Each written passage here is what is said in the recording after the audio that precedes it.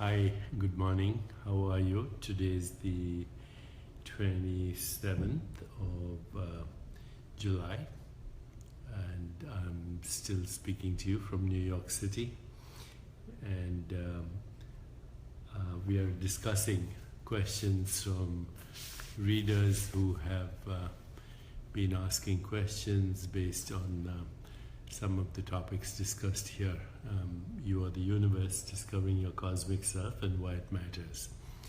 These discussions are posted on our forum at discoveringyourcosmicself.com.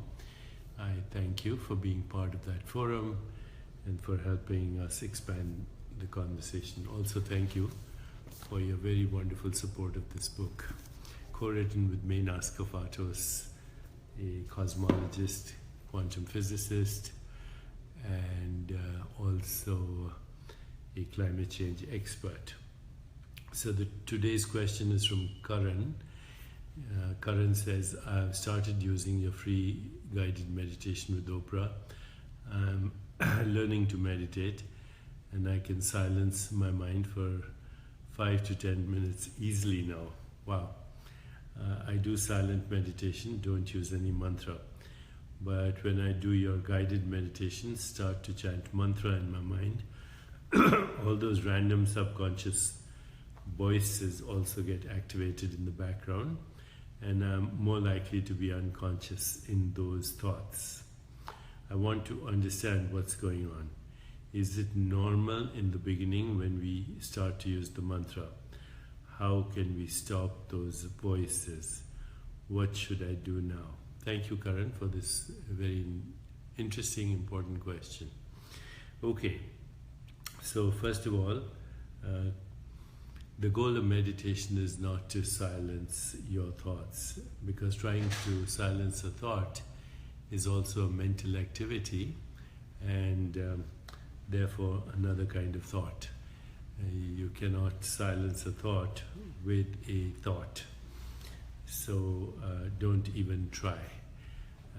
Now, since you brought up mantra meditation, I think it's important to understand what that is. The word mantra comes from the Sanskrit roots mantra. So man is the Sanskrit word for anything to do with mental activity. Man is mind. Mantra is an instrument of the mind that helps you go beyond the mind. Man is also the origin of the word man or woman or human. So mental activity, the way we experience it is linguistic thought, is a human activity. So the mantra itself is a thought, right? Because you experience it as a thought. Therefore, there is really no difference between what we call regular thoughts and the thought that we call a mantra. And yet there is a difference. Regular thoughts are based on past experiences and the interpretation of past experiences. That which we call karma. So karma is just the choices we've made consciously and unconsciously. But we're not only influenced by personal karma, we're influenced by family karma, by collective karma, by social karma, by community karma, karma that comes from our culture, history, economics, geographical location. In other words, every thought that you have is actually not yours. It's recycling social constructs. And what we normally do is, when we experience those thoughts, we create a personal story around the thoughts. We live out those stories, and then we call it life. So this is the mechanics: experience, interpretation of experience, storytelling to ourselves, living the story, and then calling it life. Now, if you look at the mechanics of this, you realize that your life is not even your own. It's borrowed from other people. Zafar Abbasi and 20 others just shared your video. Thank you, Zafar. Thank you, everyone, for all your lovely messages and sharing this so we can expand our conversation. But getting back to what I was saying, most people's lives is not their own. They are bundles of conditioned reflexes and nerves constantly being triggered by people and circumstance into predictable outcomes of behavior. In other words, most people are biological robots. They're like computer programs, and they have no insight, no intuition, unfortunately no creativity, because they're just living out the collective conversation. Now, of course, it's possible to change that collective conversation through our own evolution, but that takes a long time, and that's what we're trying to do on these discussion boards. Now, the mantras that are usually given out, say in the TM tradition, and also the primordial sound mantras that are given out by the Chopra Center, these are called Bija Mantras. Bija Mantras. The word Bija means seed. The seed mantras. And for most people, they don't have any meaning.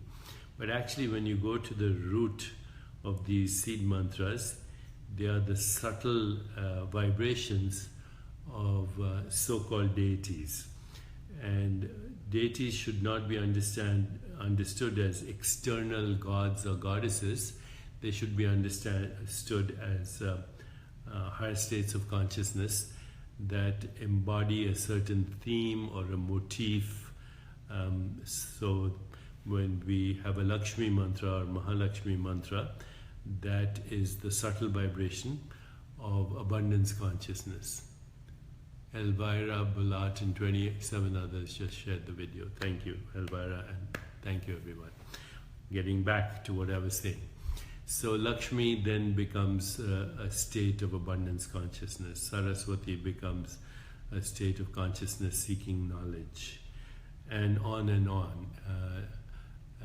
Every mantra, seed mantra, has a motif, has a theme, a subtle vibration that embodies a higher state of consciousness. Shiva embodies everything from creation to destruction to maintenance to incubation to resurrection. Similarly, Brahma, Vishnu, these are just names that human beings have given to states of consciousness that embody certain themes. When you're practicing the Bija Mantra meditation, as in primordial sound or TM, then what starts to happen is there are two things happening simultaneously. One is your regular thoughts, the karmic baggage, so to speak. This is called the outward stroke of meditation. And then the Bija Mantra is the inward stroke of meditation. A proper meditation requires both. So the outward stroke of meditation is the release of past karma as thoughts, as images, as emotions. A release, okay, that's been there, locked up in your so-called subconscious mind or unconscious mind, which actually is more conscious than your conscious mind. That's the outward stroke of meditation. And the inward stroke of meditation, which is the mantra, is taking you more in the direction of your fundamental state of being, which we call pure consciousness, the field of all possibilities. And these two are like riding a wave, right? The ocean of consciousness is the vast, vast, vast, sub-empirical, infinite ground of all existence. But our personal consciousness is like a little wave, and the wave has an outward stroke and then an inward stroke. The outward stroke is all the stories you tell yourself as a result of experiences, what we call karma, and the inward stroke is the mantra. And then if you're doing this effortlessly, if you're not kind of trying too hard, if you're not concentrating, if you're just allowing it to happen, just using the mantra in the same way as any other thought, not trying to pronounce it accurately, not concentrating. Concentration is terrible because it gives you a headache. Anybody knows that. If you concentrate too hard on something, you'll get a headache. So it's more like listening to the mantra. And these two are kind of competing for your attention. So the usual meditation has a dreamlike quality. A dreamlike quality meaning there are subtle excitations of consciousness in the form of abstract thoughts, emotions, memories, desires, even imagination, etc., along with the mantra, which also becomes abstract, vague, etc. So the usual meditation is a kind of like a subtle quality of excitation of consciousness, the same as a dream. But I've explained before that waking state of consciousness is also a lucid dream, so we won't go into that right now. So as these two strokes happen, inward, outward, once in a while, only once in a while, especially when you're not trying it, there is the cancellation of thought and mantra. Thought and mantra cancel each other out, and then there is no mantra and there is no thought, which we now, in today's language, we say is going into the gap between thoughts. And the deeper you go, the higher you fly, as the Beatles song says, which means that ultimately no mantra, no thought leads to diving into pure consciousness, which is the ultimate goal. But you can't do that, you can't do that consciously. You can allow it to happen.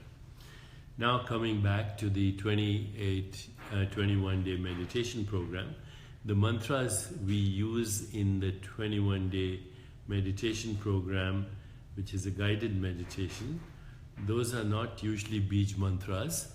They are mantras that have a theme or a motif linked to what the meditation is about. So right now you're doing the desire and destiny meditation, and so the mantras that are used in these guided meditations are not Bija Mantras. They embody a theme, a motif. They are ways to anchor your intention. And this 21-day meditation is about anchoring the intentions that allow us to make conscious choices so that we can fulfill our desires and destiny. Okay, so these are the different ways that meditation works using mantra. Having said that, mantra meditation is not the only way to meditate, right?